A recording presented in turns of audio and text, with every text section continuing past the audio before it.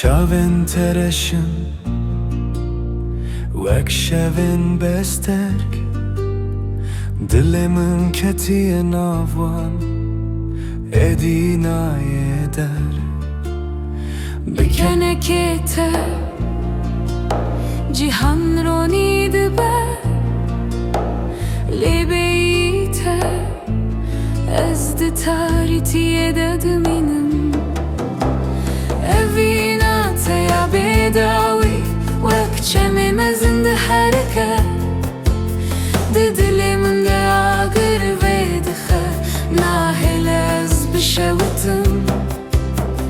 Tu yê minî ez yê te me di vê dinyayê de, çavên reşbangî min bikin heta hetayê bimînin. Destên te nermin wek pelên gulên biharê, dema destê te digirim hemû xem winda dibin. Li ser rêya evînê em bi hev re dimeşin, ji bo te zê çiya derbas bikim, deryayan bavêjim. Evîna te ya bêdawî wek çemê mezin di herike, di dilê min de agir vê dixe, nahêle ez bişewitim. Tu yê minî ez yê te me di vê dinyayê de, çavên reşbangî min bikin heta hetayê bimînin.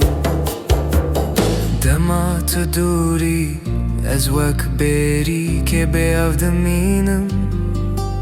Strana te di guhê min de distrê, dilê min dişîne. Lê dema tu vê digerî hemû şahî tê cem min, evîna me wek çîrokeke her tim dizî.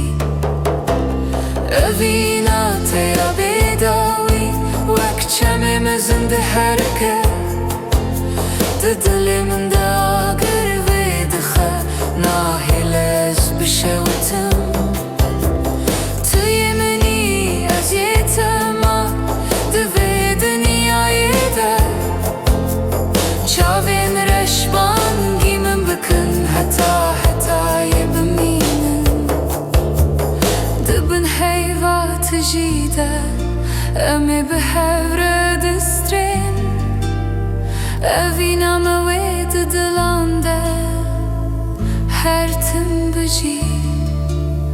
Çavên te reş ruhê te ronî, tu yê minî Heta dawiya jiyanê ev stran ji bo te ye.